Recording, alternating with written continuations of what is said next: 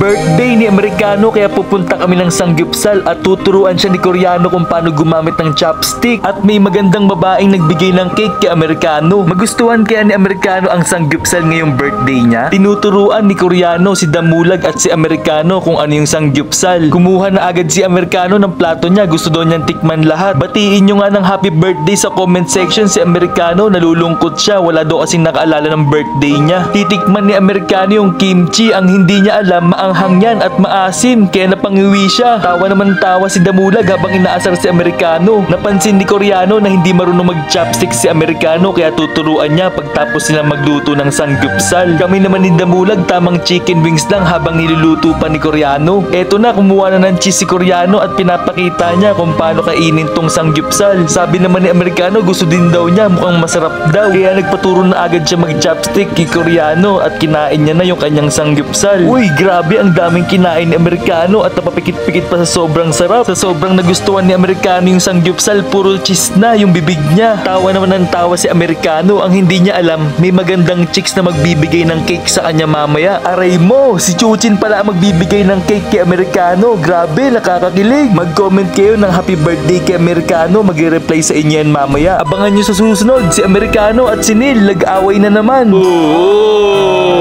Halikan. Mobile Legends. Halikan. Kiss mo. You want to play Mobile Legends, Amerikano?